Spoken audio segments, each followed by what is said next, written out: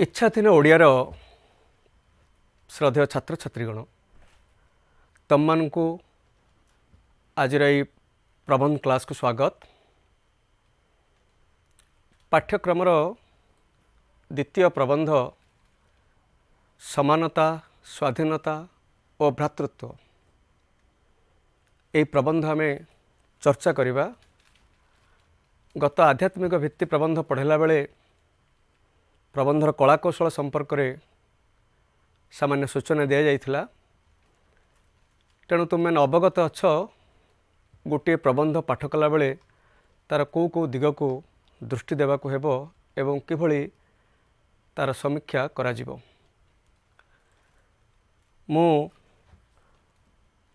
Dhenkanal autonomous college Odia अध्यापक रमेश चंद्र बेहेरा तम मान सामने उपस्थित प्रबंधटी चर्चा करने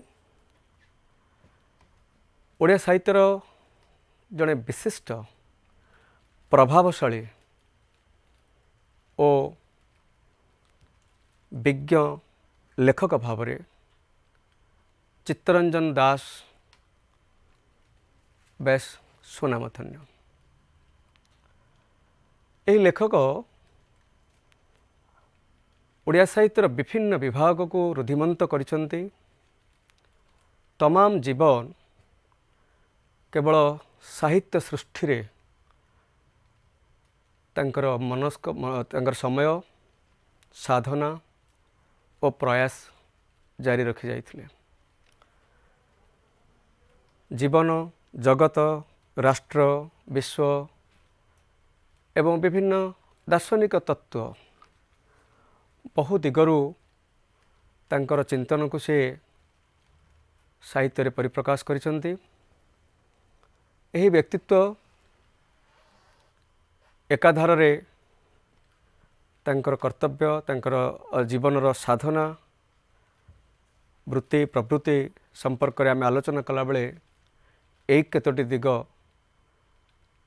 आखि दृश्य है छिड़ा हुए।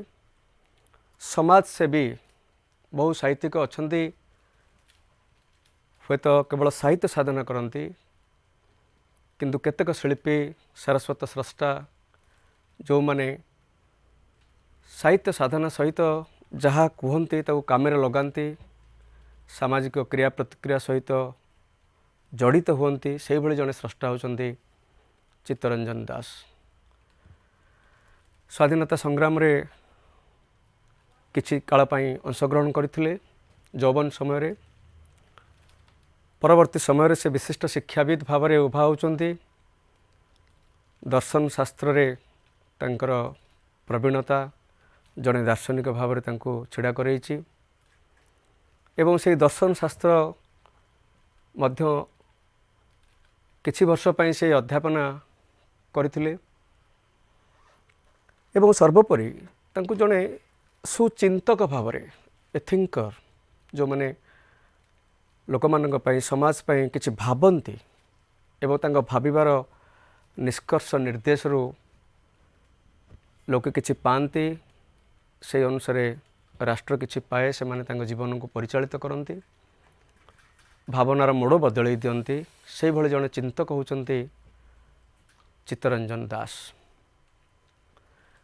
आमे जहाँ बेसी किछि जानिबा बेसी अधिक टिके जानिबा सेटा होछि जड़े सी जड़े सुप्रतिष्ठित साहित्यिक भाव में तांकर किछि दान रहिछि बोली किछि नहीं बहुत बेस अति विपुलायतन तांकर सृष्टि तांकर साहित्यिक व्यक्तित्वर जो बहुमुखीनता विविधता स्थूलतः से जड़े गद्यकार जदिओ जीवनर साहित्यिक जीवनर आद्य काल में किसी कविता रचना करछंती परवर्ती काल में से गद्यधारा को ओडिया साहित्य रे अति प्राणवंत करछंती। से दिगगुड़िक प्रबंध समालोचना जीवनी आत्मजीवनी एवं अन्यर जीवनी लिखिबा उभय कथा से करछंती।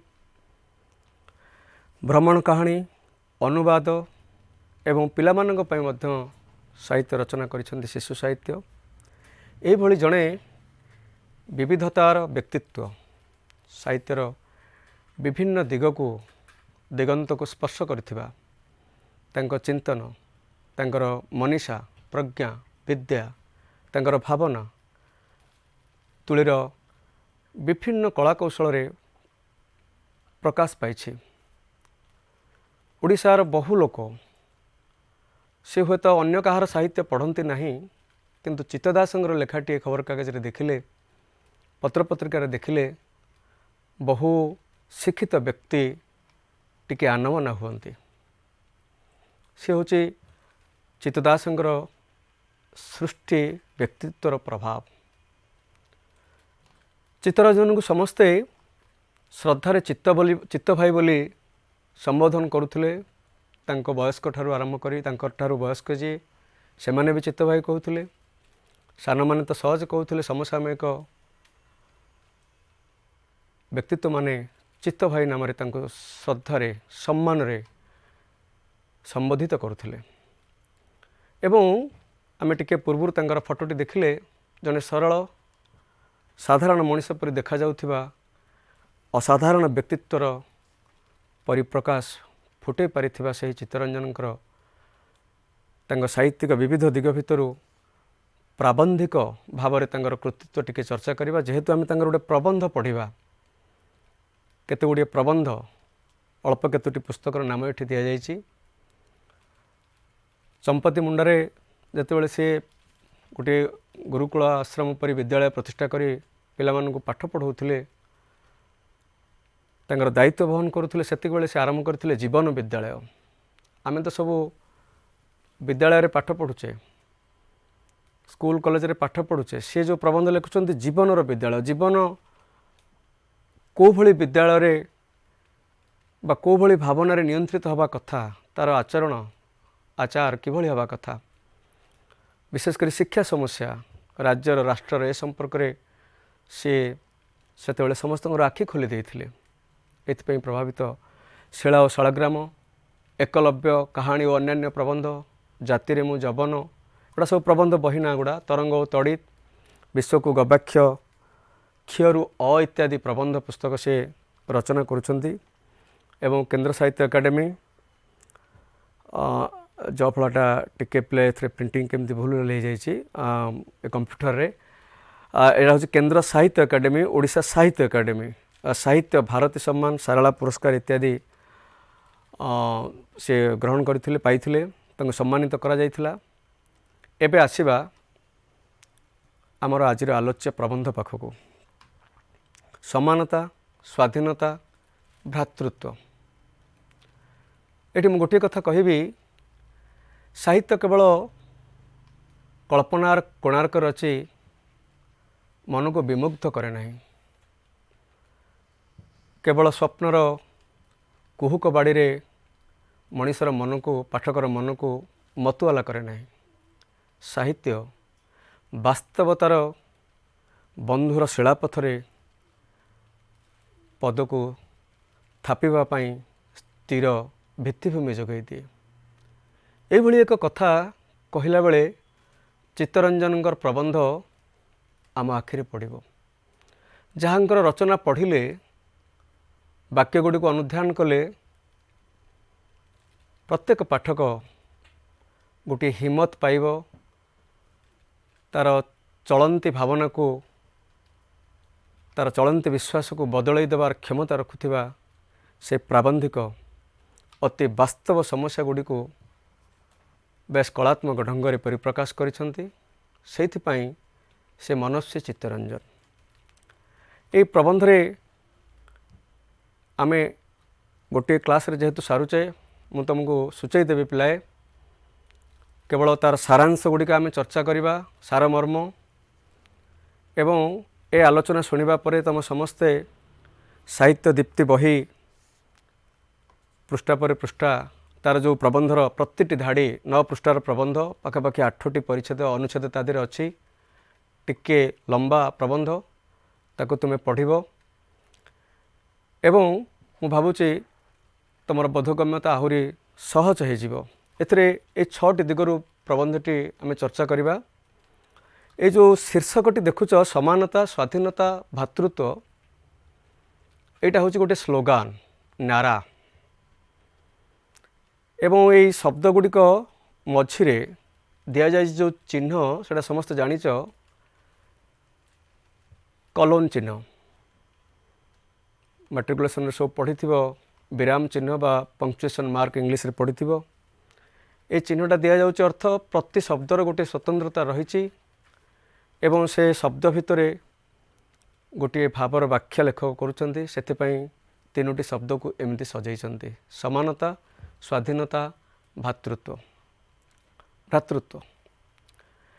यही स्लोगान तार गुरुत्व हुए तो 200 वर्ष अधिक काल तले प्रतिष्ठित होता किंतु आज भी स्लोगान पर लड़ाई जारी रही विश्व में से क्षोभ सृष्टि होची समस्याटी आरंभ होची प्रबंधरे से परवर्ती समय तीनोटी शब्द को से अनुभव करुँच स्वाधीनता कहीं तथापि अपूर्ण समानता कहीं तथापि स्वप्न भातृत्व कहीं तथापि दूर अपहंच एवं जड़े सत् लेखक सबुबले समाज को देई थाए एक वार्ता आशावादर वार्ता समस्या समाधानर वार्ता लेखक चित्तरंजन मध्य ताही करिसंती ए समस्या उठेबा सहित शेष गोटे वार्ता दौरान पाठक मानक राष्ट्रवासी को जे नाई एसब असुविधा थिले भी आमको निकट भविष्य हुए तो किसी आशार संचार सृष्टि होची से आशा कौन आमे परवर्ती समय आलोचना करिबा। एबे आसीबा पृष्ठभूमि स्लोगानर जन्म विश्व रे यार प्रभाव पे मु दुखित सबुठी बल फल गुड़ा ये कंप्यूटर केमती टिके चिन्ह एपट सेपट हो जाइए जन्म और विश्व रे यार प्रभाव ये जो स्लोगान तीनोटी देखुच समस्त देखि सारे लिबर्टी इक्वालिटी एंड फ्रैटर्निटी प्रख्यात फरासे विप्लव मानव जातिर इतिहास रे जेते गुड़िए बड़ घटना घटी जदि 10-15टी घटना को तालिका भितर रखा जहाँ तार जीवन को तार चिंतन को तार परिवेश को संपूर्ण भाव में बदल देती ता भितर फरासी राष्ट्र विप्लव अन्यतम 1799 मसीह आरंभ होता पखापाखि 11 वर्ष 19 मसीहा पर्यंत गति करुच्ची एवं गोटे राजवंशर शासन लुई 16 लुई से फ्रांस राजा तांकर मनमुखीनता अत्याचार एवं प्रजा मानकर समस्या प्रति जो नीरवता सब बुद्धिजीवी मानक विशेषकर मध्ययुगर मध्यवित्त परिवार जनसाधारण को एकाठी करथिला। आमे हुए तो आज कहला बेले कथाटी भल लगुच सहज लगुच आमे भी खबर कागज रे टीवी रे देखुछु बहु जगह लोक एकाठी होकर आंदोलन करुछंती प्रतिदिन विश्वर कोठी ना कोठी बा भारतवर्ष रे ओडिसा रे एकाठी होउछंती कोठी अधिकारी विरुद्ध रे कोठी राजनीतिक लोकंग विरुद्ध रे बा कोठी को व्यवस्था विरुद्ध रे पाटतुंड होउछि किंतु सेही समय रे जो 1799 मसीहा कथा कहा जाउछि विश्व रे कौन से गोटे राज्यर लोक एकाठी तांकर सर्वमय कर्ता राजा सम्राट तांको हटेई दबार जो दृढ़ संकल्प तांको बाहर करी से गादी तड़ी दबार जो संकल्प जो चेष्टा प्रथम थर पे विश्व इतिहास रे एक विस्तृत पटभूमि रे फ्रांस रे ही देखा जाइथिला फरास रे। तेणु आमे देखिबा एई राजनैतिक संघर्ष परवर्ती समय सामाजिक सांस्कृतिक और आर्थिक परिवर्तन गोटे तोरण साजिथिला।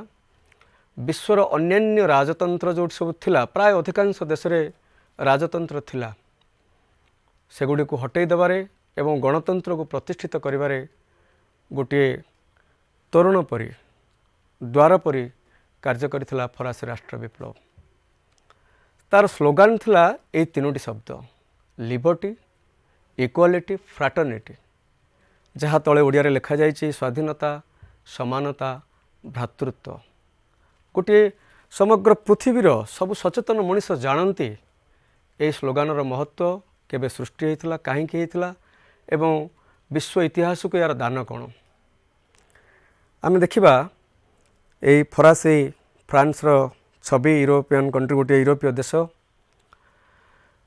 यही जन्म आ विश्व यार प्रभाव कौन प्रभाव पकईला ना बहु देशर एकछत्रवाद राजतंत्र एकतंत्र जड़े लोक शासन करवा एक कथाटा को क्रमशः बदल देता सबू देशर मनीष भाविले जे आमे भी एमती करिपरिबा आमर जो दुराचारी राजा किए अच्छी शासक किए अच्छी जदि सबू मनीष प्रजा एकाठी हवा ताहले बदल दे परिबा फल राजा माने सामंत माने भयभीत हेले एवं गादी छाड़वा को बाध्य हेले कई कई आत्मसमर्पण कले कई कई हुए तो हत्यार शिकार हेले एवं पृथ्वीर अधिकांश देश रे राजनीतिक परिवर्तन घटिला समस्ते से गणतंत्र जनतंत्र साधारण तंत्र आड़ को गति कले लेखक से कथाटी लिखुंट ये तीनोटी शब्द प्रबंधर आरंभ तांकर वाक्य ये तीनोटी जाक शब्द केवल आम भाषा तीनोटी शब्द मात्र नुहति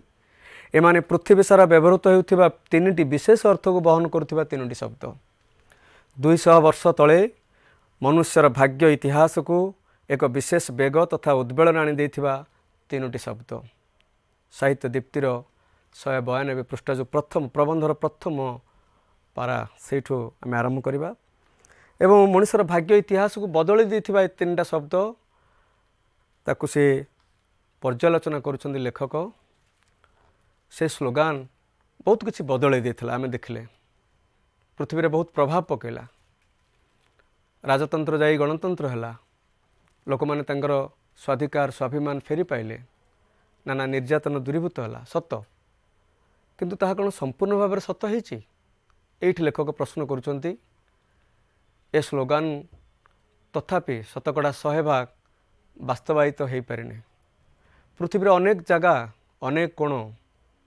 अनेक अंचल एवं भी अच्छी जोठी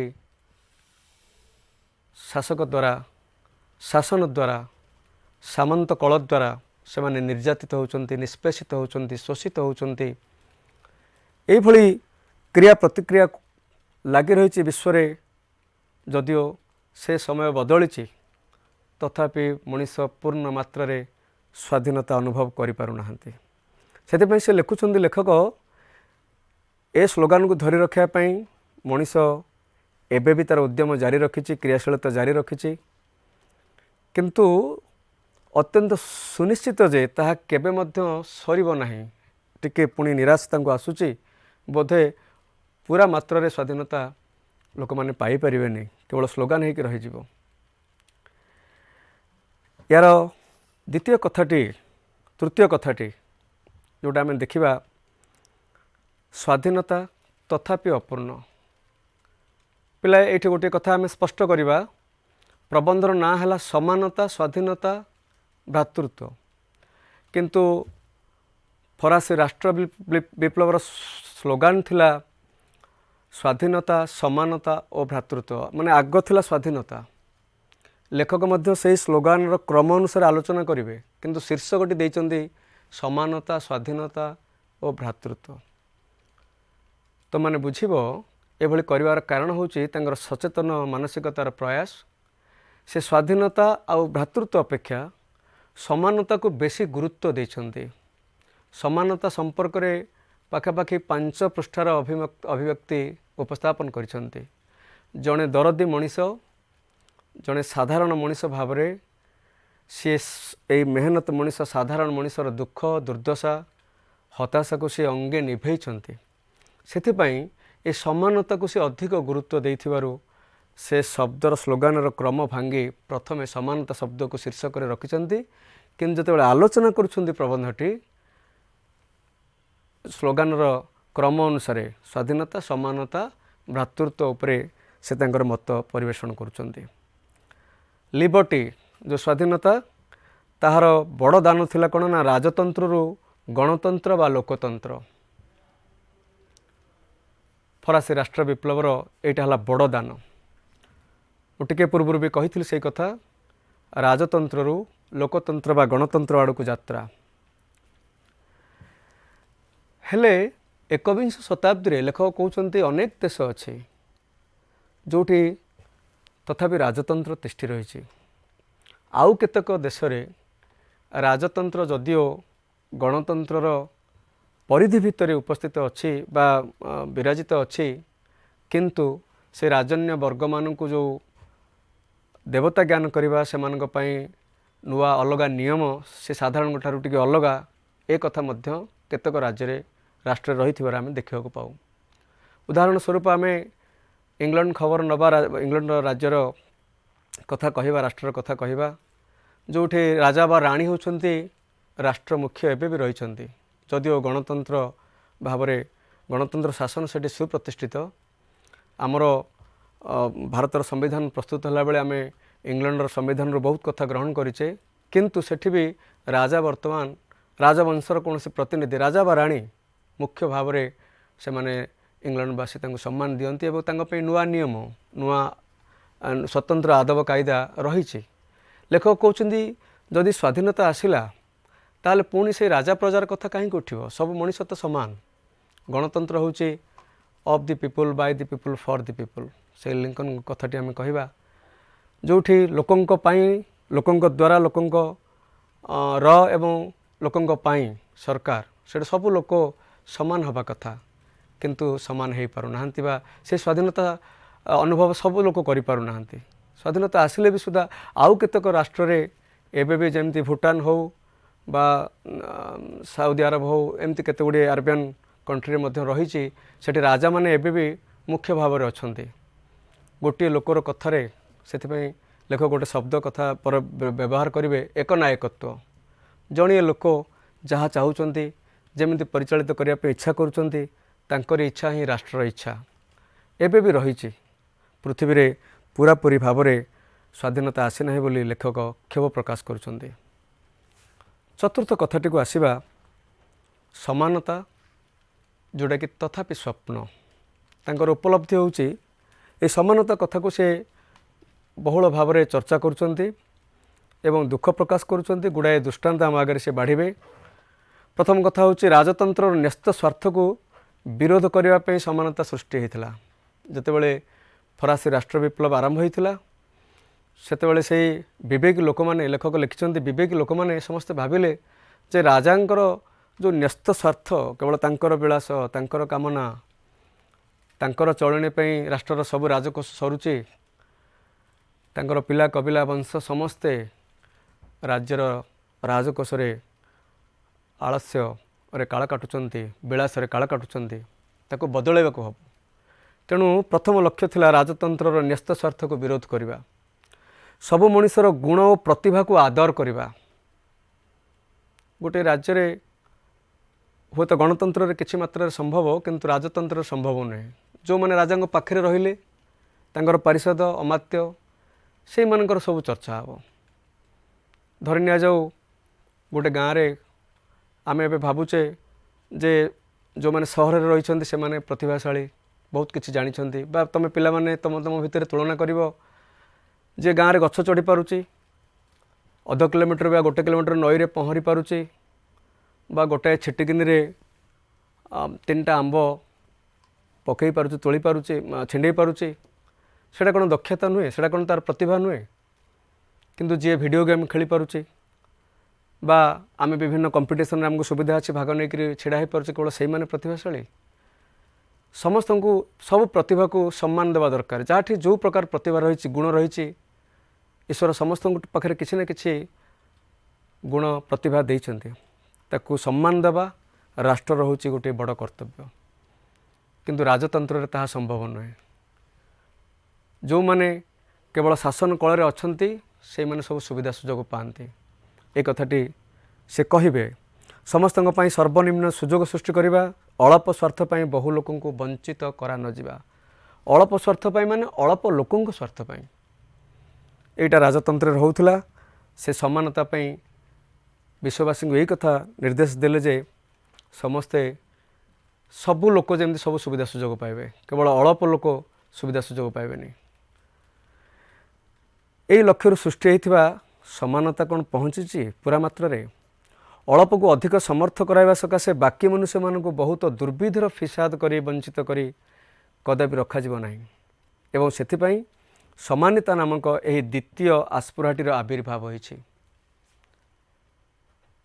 समानता नामक द्वितीय आस्पृहा इच्छा आकांक्षा कामना सबू लोक समान सुविधा जी सिंहासन रे बसिबो सी जो गाड़ी रे जिबे जी चाषी मूल्य लोकटी सी मध्य से ट्रेन रे जिबार बा बस रे जिबार हक अच्छे।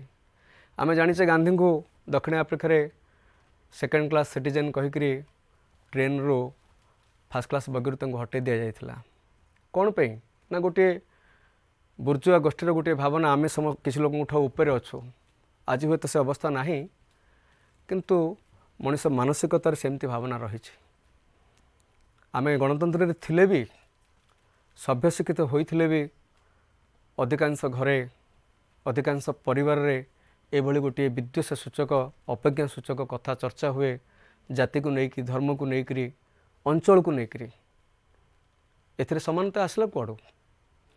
तेणु से कहते किसी लोक फंदी फिकर करी जो माने शासन कल रहती आ बहुत गुड़े लोक से माने नीच दृष्टि देखते निम्न करके रखि था ताको दूरीभूत करने समानतार प्रयोजन होता।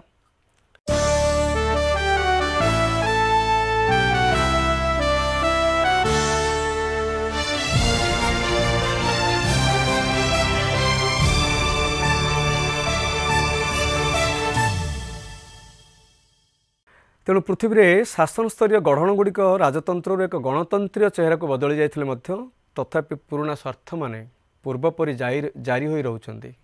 एठी लेखकर सूक्ष्म दृष्टि एवं गणतंत्र चारिआडे राजतंत्र नाई कौन से राजा नहांती साधारण प्रजा आज राजा हो पारुछि जे भोट जहाँ को दि जाउछि गणतंत्र रे लोक मैंने जहाँ को निर्वाचित कर सी बसुँच सिंहासन रे ठीक अच्छे किंतु ये जो शोषण थिला साधारण लोक को नीच जो देखिबार थिला हीन दृष्टि रही से गुड़ा कौन बदली जाइए से नुआ बोतल रे पुराना मद परी लेखक कहउचंदी भूल कहली पुराना बोतल रे नुआ मद परी मनीष से कथा से भावना से हीनमान्यतार शिकार रोचे शिकार हो जाइए। तेणु लेखक कहउचंदी एक सामंतवाद तापरे अच्छी दीर्घ वाक्य ए प्रगति पथरे छिड़ा होती रोकी दौर तार उद्बेलन को मनीषर जो समानतार झुंक सब मनीष जी चौकी बसी जी चौकी तले छिड़ा होती जी पड़िया अच्छी जी चाष जमी अच्छी जी एरोप्लेन रे उड़ूची जी साइकिल रे बुलूची सब मनीषर सब कथार गोटे सामान अधिकार अच्छी ए कथा तथापि अपहंच ही रही। शिक्षा हो स्वास्थ्य हो साधारण वर्गटी गोटे प्रकार कॉर्पोरेट हॉस्पिटल थिला बेले असाधारण लोकों साधारण लोकटे गरीब लोकटे तार सुविधा सुजोग पाइबा बड़ कष्ट हो पड़े। तेणु गणतंत्र आसी भी लेखक कहते सबू लोकों समान भावना बा समता सृष्टि हो पारि नहीं। आहरी तापरे लिखुं सामंतवाद सामंतवादटी कौन ये गोटे मध्ययुगीय कथा जो माने राजांक पाखरे रहुथिले तांकर पारिषद भावरे तांकर अनुचर भावरे से माने राजकार्य सहयोग करुथिले एवं साधारण प्रजांक उपरे तांकर पीड़न आरंभ कर देउथिले शोषण करुथिले गोटे पारासाइट ग्रुप बोली तांको कहा जायछि। एई सामंत माने परांग पुष्ट यही सामंत माने एबे भी गोटे नुआ पर गोटे जगार से कहते नव्य सामंतवाद यही गणतंत्र रही आमरी लोक आमको शोषण करिवार गोटे विकृत मानसिकता भितर तथापि मनीष छंदी हो जाउछि। दारिद्र्य अशिक्षा एसबू समाप्त हो पारि नहीं। ये कथाटी से कहते अशिक्षा दारिद्र्य रोग नीतिदिनर स्वाभाविक शैली प्राय होई कोटि कोटि मनुष्यंकर भाग्य को कामुड़ी धरी अनटन अविच्छिन्न रही अनटन भोकिला रोचे मनीष खाइबा को मिलूनी न अटन अनटन तार भाग्य को कामुड़ी धरी माने से सबू गरीब लोक मैंने असहाय मनीष मैंने भाग्य और भगवान को निंदी सेमती पड़ी रही ना से माने विप्लवर स्वर उठे पारुछंती ना व्यवस्थार आगधाड़ी आसी निजक सामिल कर पारुछंती। एक कथा विश्वर बहु देश रे एबे भी रही जदिओ राजतंत्र अपेक्षा गणतंत्र रे बहुत किसी बदली जाइए किंतु लेखक अनुभव करुछंती जे ए समानता एपर्यंत आसे ना। विश्वर बड़ बड़ राष्ट्र धनाढ़ राष्ट्र में ताहा संभव है नहीं। एथिपाई से क्षोभ प्रकाश करुछंती एवं से अभावी गरीब लोक मानक पई तांकर उद्वेलन तांकर आवेग प्रबंध रे प्रकाश पाउछि।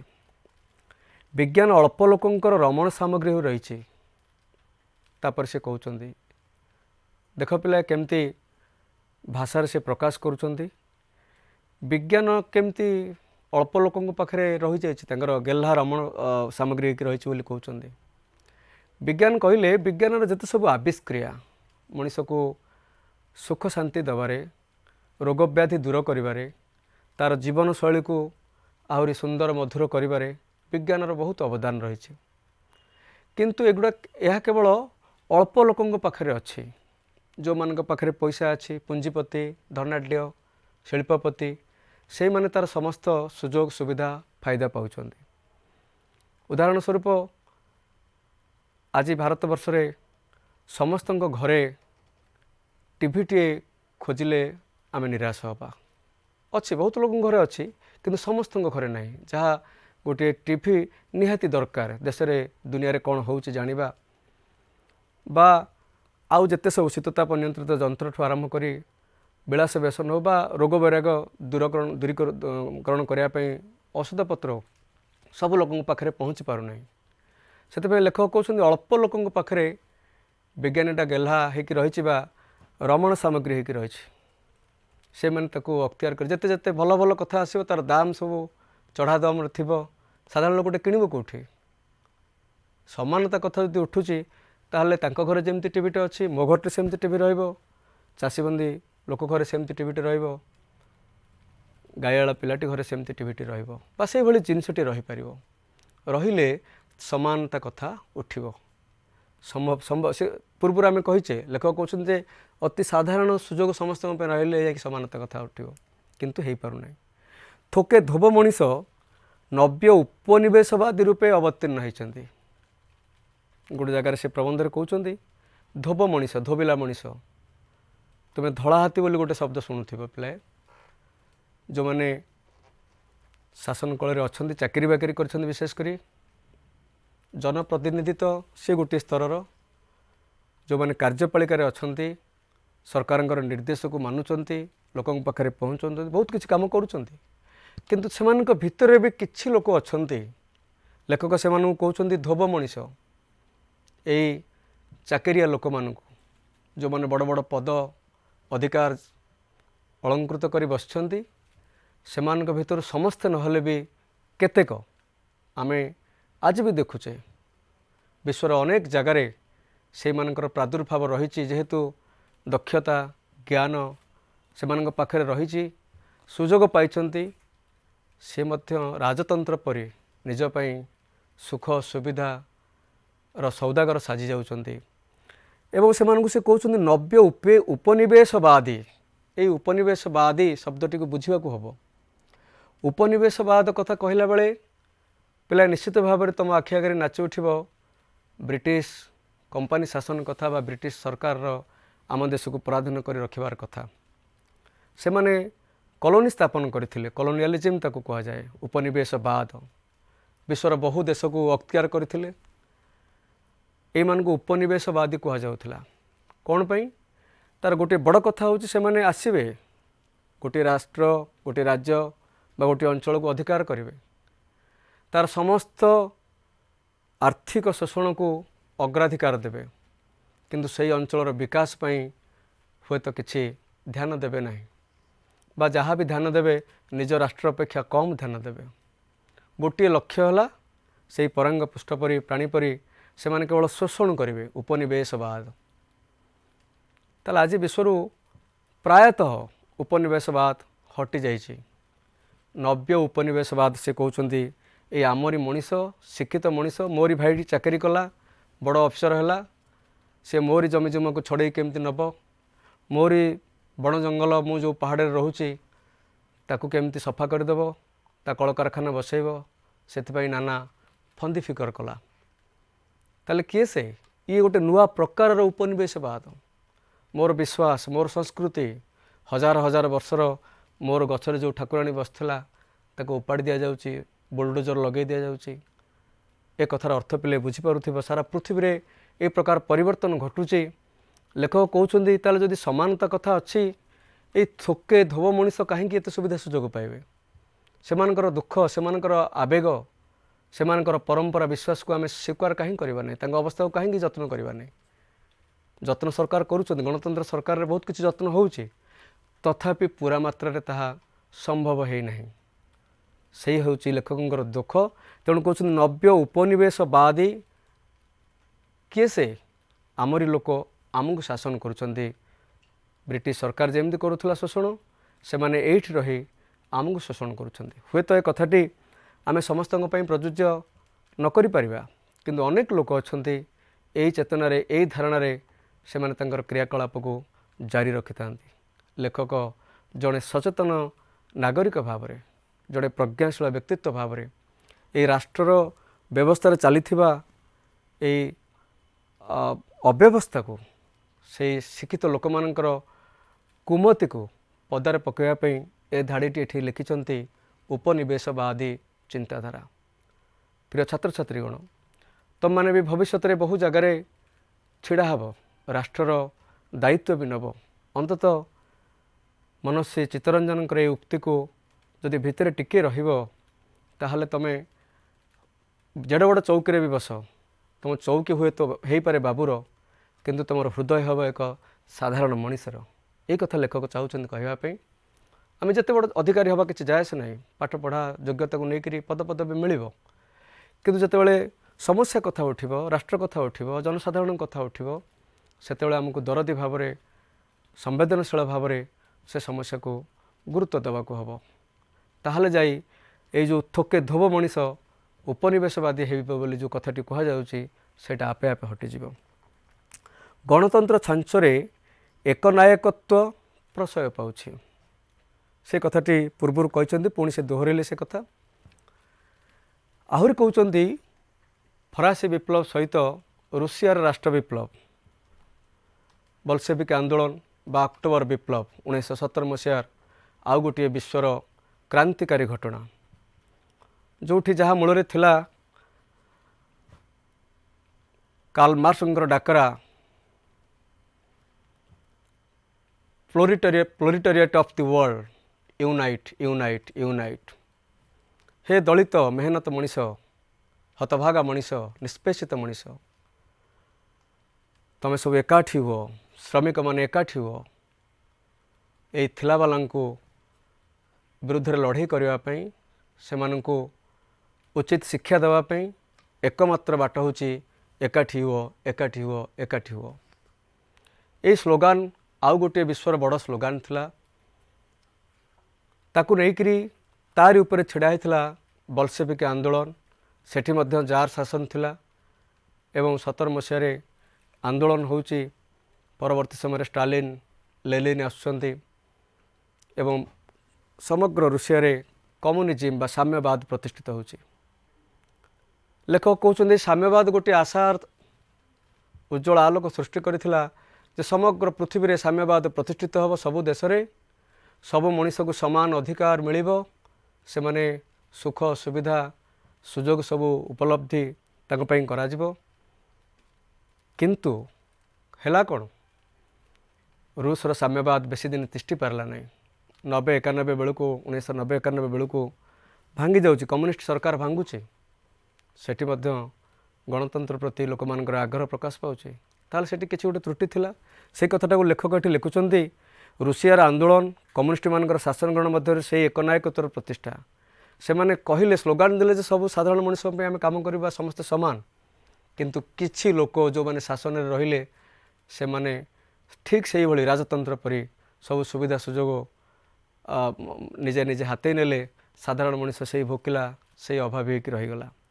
ସମାଜବାଦର ସଖୀ ନାଟଟାର ଖୁବ୍ ପ୍ରଦର୍ଶନ କରି ପୃଥିବୀଯାକର ବାମପନ୍ଥୀ ଆସ୍ପୃହାଚୟ ମାନେ ଇଚ୍ଛା ଗୁଡ଼ାକୁ ଖୁବ୍ ଭୂତାଇ ରଖିଥିଲା। ସ୍ୱୟଂ ଭୁଷୁଡ଼ି ପଡ଼ିଲା ବେଳକୁ ଯାଇ ସତ କଥାଟି ଧରା ହୋଇଯାଇଥିଲା। ତେଣୁ ସମାଜବାଦର ସଖୀ ନାଟ, ସମାଜବାଦ ନାଁରେ ସେମାନେ ସଖୀ ନାଟ କରୁଥିଲେ, ଇଚ୍ଛା ଅନୁସାରେ ନିଜେ ଚଳଉଥିଲେ। ସେଥିପାଇଁ କମ୍ୟୁନିଜିମ୍ ବେଶୀ ଦିନ ରହିପାରିଲା ନାହିଁ, ସାମ୍ୟବାଦ ଭୁଷୁଡ଼ି ଗଲା। ଯଦିଓ ଆମେ ଦେଖୁଛୁ ଏବେ ଚୀନରେ ସାମ୍ୟବାଦ ରହିଛି, କିନ୍ତୁ ସେଠି ମଧ୍ୟ ଜଣେ ଶାସକ ବର୍ଷ ବର୍ଷ ରହିବାର କି ପ୍ରକାର ବ୍ୟବସ୍ଥା ରହିଛି, ରହିପାରୁଛନ୍ତି ଗଣତନ୍ତ୍ର ପ୍ରତି ବିମୁଖ। ଅଥଚ ଏଇ ଯେଉଁ ଏକନାୟକତ୍ୱ କଥାଟି କହୁଛନ୍ତି ଲେଖକ, ଆମ ଆଖି ଆଗରେ ଜଳ ଜଳ ହୋଇକି ଦେଖାଯାଉଛି। ଜଣେ ଜଣେ ଲୋକ ବର୍ଷ ବର୍ଷ ପାଇଁ, କେତେ ବର୍ଷ ପାଇଁ, ଯଦିଓ ସାମ୍ୟବାଦ କଥାଟି କହୁଛନ୍ତି, କିନ୍ତୁ ଜଣୀୟ ଲୋକ ନାୟକ ଭାବରେ ସେଠି ସବୁ ଶାସନକୁ ନିୟନ୍ତ୍ରଣ କରୁଛନ୍ତି। ଭାରତବର୍ଷର ସମ୍ବିଧାନ କଥାକୁ ଆସୁଛନ୍ତି ସେ ପୁଣି, ସେଇ ସମାନତା କେମିତି ଏଠି ବିଫଳ ହୋଇଛି। ଭାରତରେ ଆମେ ସମାଜବାଦ, ଧର୍ମନିରପେକ୍ଷ, ସାର୍ବଭୌମ ସମାଜବାଦ, ଧର୍ମନିରପେକ୍ଷ, ଗଣତାନ୍ତ୍ରିକ ସାଧାରଣତନ୍ତ୍ର ବୋଲି ଆମର ପ୍ରିଆମ୍ବୁଲ ବା ପ୍ରସ୍ତାବନାରେ ସମ୍ବିଧାନରେ କୁହାଯାଇଛି। କିନ୍ତୁ ଏଠି ଅବସ୍ଥା ଏବେ କ'ଣ ହେଉଛି? ଏଇ ଯେଉଁ ପ୍ରସ୍ତାବନାଟି ଦିଆଯାଇଛି, ପିଲା ଦେଖ, ତୁମେ ସମସ୍ତେ ଏଇଟା ଜାଣିଥିବ, ଯେଉଁମାନଙ୍କର ପଲିଟିକାଲ ସାଇନ୍ସ ପାଠ ଥିବ ବା ନଥିବ, ଅଧିକାଂଶ ତୁମେ ସମସ୍ତେ ଅବଗତ ଥିବ। ଆମର ସମ୍ବିଧାନ କନଷ୍ଟିଚ୍ୟୁସନ୍, ତା'ର ମୁଖବନ୍ଧରେ ଯେଉଁ ଲେଖାଯାଇଛି, ଭାରତ ଏକ ସାର୍ବଭୌମ ସମାଜବାଦୀ, ଧର୍ମନିରପେକ୍ଷ, ଗଣତାନ୍ତ୍ରିକ ସାଧାରଣତନ୍ତ୍ର। ଏଇ ଯେଉଁ 5ଟି କଥା କୁହାଯାଇଛି, ତା ଭିତରେ ଗୋଟିଏ କଥା ହେଉଛି ସମାଜବାଦ। ସମାଜବାଦୀ ପରିକଳ୍ପନା କରାଯାଇଥିଲା ଆମ ଦେଶକୁ, କିନ୍ତୁ ତାହା ଏପର୍ଯ୍ୟନ୍ତ ସବୁ ମଣିଷଙ୍କ ପାଖରେ ପହଞ୍ଚି ନାହିଁ। ଗୋଟିଏ ସମାଜର ସୁସ୍ଥ ଏକକ ସମାଜର ପରିକଳ୍ପନା ଏପର୍ଯ୍ୟନ୍ତ ପ୍ରତିଷ୍ଠିତ ହୋଇପାରିନି ଭାରତବର୍ଷରେ ବୋଲି ଲେଖକ ଦୁଃଖ ପ୍ରକାଶ କରୁଛନ୍ତି। ତାପରେ ଆସୁଛି ତାଙ୍କର ଶେଷ ସ୍ଲୋଗାନର ଶେଷ ଶବ୍ଦଟି ଉପରେ ସେ ଗୁରୁତ୍ୱ ଦେଉଛନ୍ତି, ଭ୍ରାତୃତ୍ୱ କଥା। ଭ୍ରାତୃତ୍ୱ ଶବ୍ଦର ଅର୍ଥ ହେଉଛି ଭାଇଚାରା, ଭାଇ ଭାଇ ଭାବନା ବା ଭାଇପଣ, ଭ୍ରାତୃତ୍ୱପଣ। ଭ୍ରାତୃତ୍ୱ, ଗୋଟେ ମଣିଷ ଆଉ ଗୋଟେ ମଣିଷକୁ ଭାଇ ଭଳି ଭାବିବ, ଅର୍ଥାତ୍ ଭାଇ ଭଳି ଭାବିବ ନା ଭଉଣୀ ବୋଲି ଭାବିବ, ଅର୍ଥାତ୍ ଗୋଟେ ମଣିଷ ଆଉ ଗୋଟିଏ ମଣିଷର ଦୁଃଖ ସୁଖରେ ସହଯାତ୍ରୀ ହେବ, ସହଭାଗୀ ହେବ। ଏଇ କଥାଟା ହେଉଛି ଭ୍ରାତୃତ୍ୱ।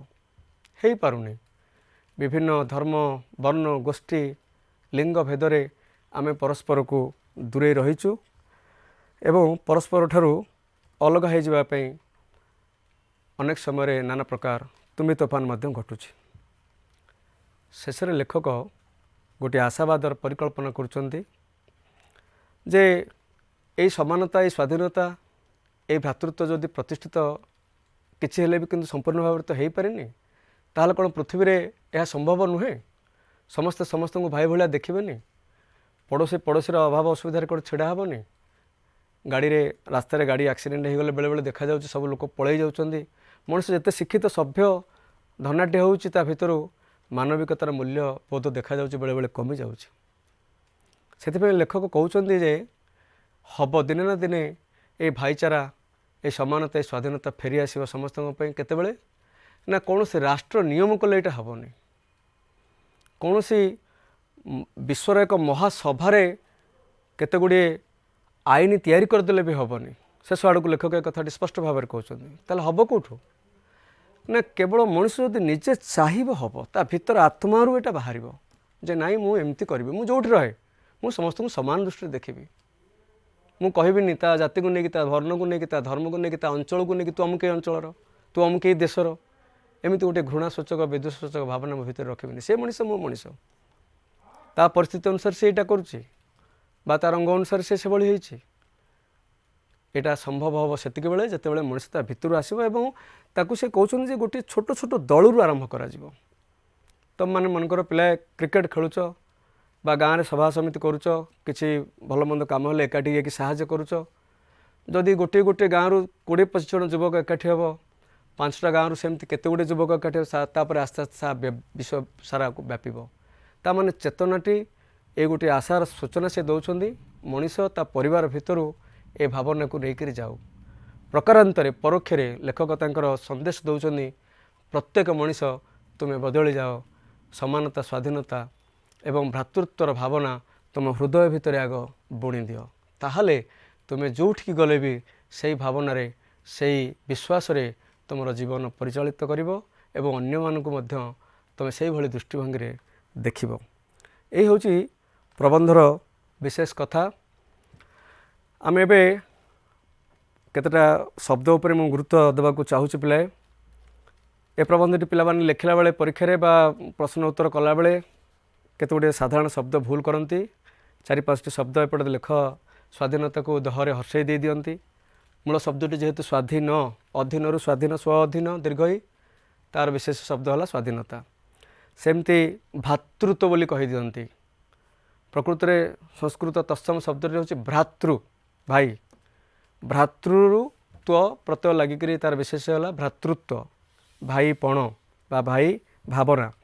ସମୂହ ମରେ ଦୀର୍ଘ ହେବ, ଆନୁଷଙ୍ଗିକ ସତ୍ୱବିଧି ଅନୁସାରେ ଏଇଟା ମୂର୍ଦ୍ଧନ୍ୟ ସହ ହେବ।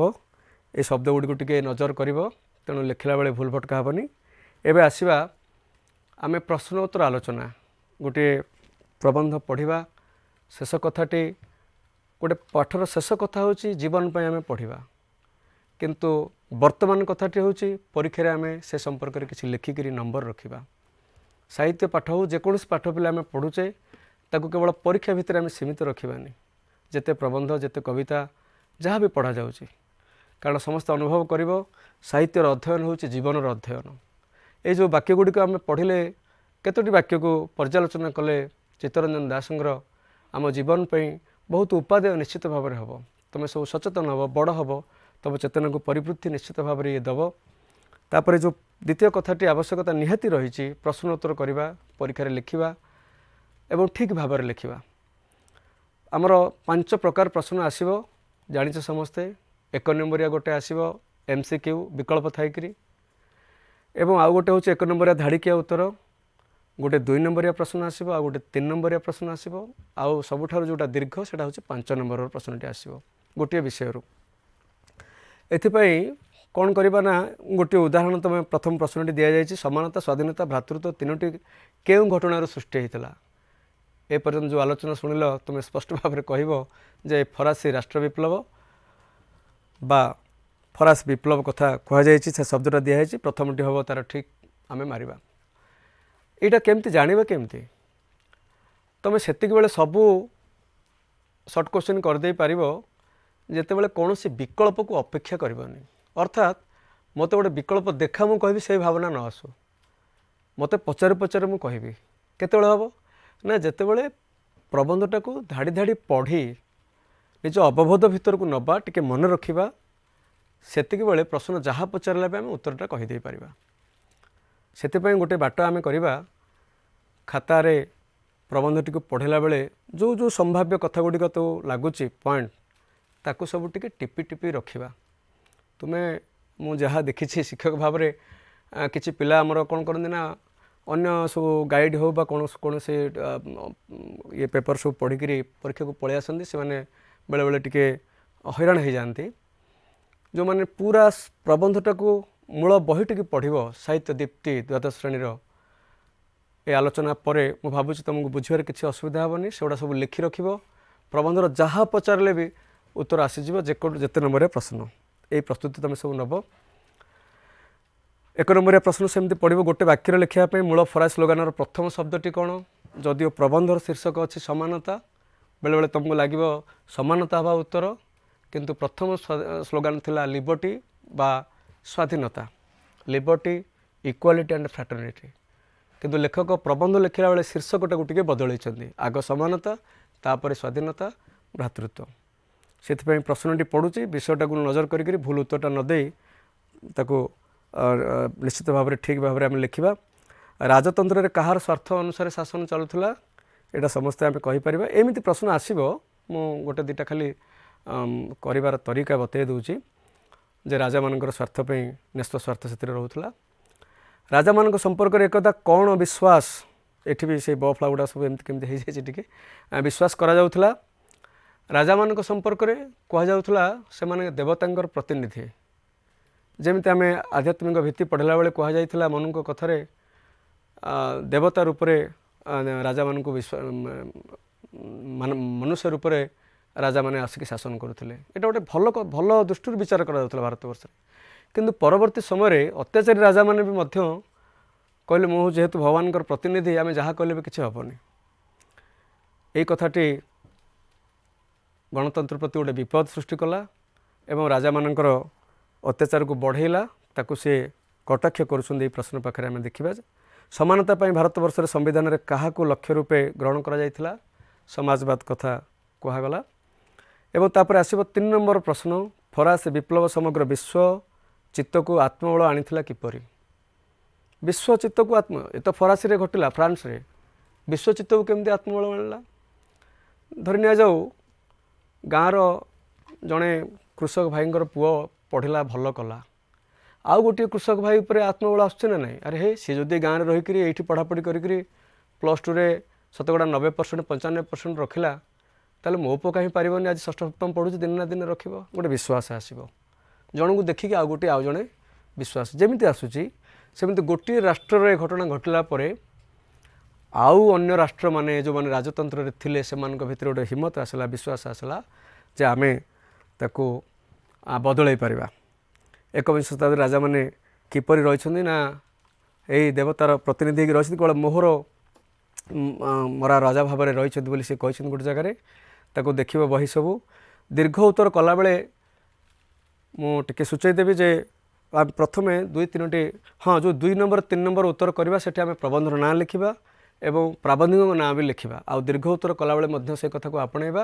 କିନ୍ତୁ ଏଇଠି ପ୍ରାବନ୍ଧିକଙ୍କ ସମ୍ପର୍କରେ ତାଙ୍କର ବହି ଗୋଟେ ଦୁଇଟା ନାଁ, ତାଙ୍କ ପ୍ରବନ୍ଧର ସ୍ୱରୂପ, ତାଙ୍କର ସ୍ୱତନ୍ତ୍ର କଥା ଟିକେ ସୂଚାଇକିରି ଗୋଟେ ପାରା, ତାପରେ ଆଉ ଗୋଟିଏ ପାରାରେ ଠିକ୍ ଉତ୍ତରଟି ଲେଖିଲେ ମୁଁ ଭାବୁଛି ଠିକ୍ ହେବ ଏବଂ ତୁମେ ପୁରା ନମ୍ବର ପାଇପାରିବ।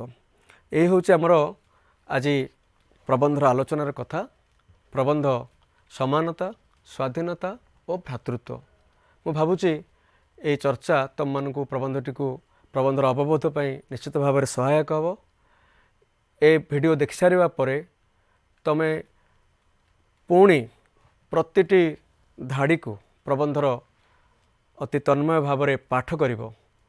ସେଇ ଯେଉଁ ଶବ୍ଦଗୁଡ଼ା, ଗୁରୁତ୍ୱପୂର୍ଣ୍ଣ ଶବ୍ଦଗୁଡ଼ିକୁ ସବୁ ଆମେ ଚର୍ଚ୍ଚା କରିଛେ, ତାହା ତୁମର ଭାବନାକୁ ଆହୁରି ସ୍ପଷ୍ଟ କରିଦେବ ଏବଂ ବୁଝିବାରେ ଆଉ କିଛି ଅସୁବିଧା ରହିବ ନାହିଁ। ଆଜି ପାଇଁ ଏତିକି। ଧନ୍ୟବାଦ ପିଲାଏ।